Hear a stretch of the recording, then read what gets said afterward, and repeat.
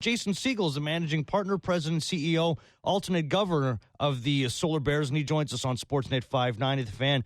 Jason, how was that in getting to watch Garret Sparks last night pitch a shutout for the Toronto Maple Leafs? Jeff, it was exciting. We had our game had ended about a half an hour early, so our entire staff huddled around, and we watched the last probably 12, 15 minutes of the game, and what a great ending. It was, getting to know Garrett and to be able to watch him realize his dream. It was exciting for us here in Orlando. Well, talk about when you had Garret Sparks. Did you feel like you had a number one NHL goaltender on your hands, or somebody that you would have seen in some time, maybe not even this quick, but that in some time you'd see, shutting out an opponent for the Toronto Maple Leafs? Well, I don't know about shutting out, but I mean, I'm doing this 29 years now, and we knew he was special. There's no doubt about it. You can't teach 6'3", 200 and something pounds. Great glove, very agile, but it was a process here. Garrett, he was only here with us for 10 games in 13-14. He's played 21 in the AHL and had success, and then he starts that next season with a little bit of an injury, and it's Chris Gibson and Bebo that are there in Toronto, and he rehabbed here and wound up playing about 42 games, and you could just see him turning it on. As he got healthy, as the season progressed, there was some real magic. I mean, there was a string in there where I think he made 197 out of 200 saves, and some games where we were, some breakdowns, and we're giving up, 40, 45 shots a night, and the kid's just standing on his head. Was it more than just getting healthier? Because Sparks told Sportsnet.ca a few weeks ago, quote, "I have to give the Leafs all the credit in the world for not giving up on an ignorant kid." Did you see any kind of like a transformation, between the ears, or in terms of effort and drive in Garret Sparks, or was it just a matter of being on the ice more and getting healthier? I don't think it was effort and drive. I think maturity is probably the first word that you'd use. Okay. I've been with Lou Lamoriello in New Jersey for quite some time before we purchased the team and brought the team to Orlando, and we always like to talk about not letting your positives become your negatives. And I think for Garrett, he's an incredibly intelligent and creative young man.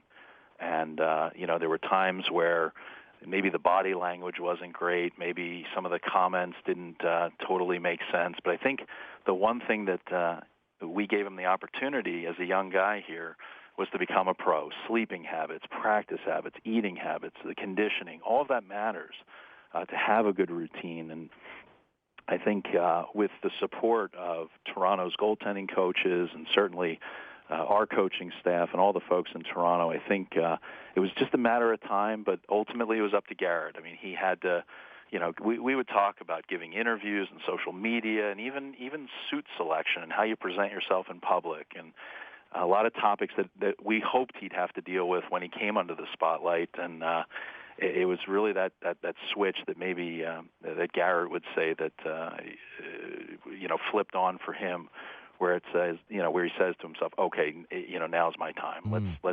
I have this opportunity. Let's take advantage. He had a fantastic end to last season. He played a lot of hockey, came into camp in fantastic shape, and here's the proof. He had a real good run to start the season with the Marlies, and then last night.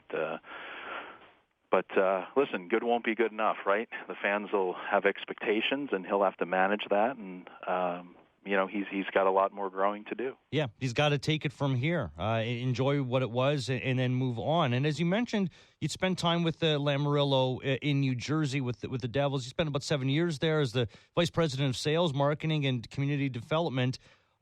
More on the relationship between your club and the Toronto Maple Leafs. I mean, what's the dialogue like? I mean, is it a daily dialogue of how things are going with players of Leafs property? What's it like? It is. It's day-to-day, certainly with Kyle Dubas. Sheldon Keefe and our coach, Anthony Noreen, talk, 1, 2, 3 times a day. There's a constant conversation. Certainly if you have somebody out of the lineup and you need a player to come up, Jack Rodwell just was up, and Brett Finley was just up, and Ryan Massa is up, goaltender of ours. So that there's that constant communication, and then even on the marketing side, Toronto's actually one of the largest. Orlando's one of the largest destinations for folks from Toronto. So even on the marketing side, we've done some things with the Leafs. We're coming up to play 3 games in Brampton. We're going to do some special things up there. When we had the All-Star game last year, we've got a tremendous relationship with the folks there. They know what kind of operators. There's 2 of us that own the team, myself and Joe Haleski, and they know that we want our players to have a positive experience. They've got to develop and win, and then move up. So it is day to day, and Kyle's been here probably 2 or 3 times already this season, and constant communication. That's how it works. That's how it has to work, so that we can function as one organization.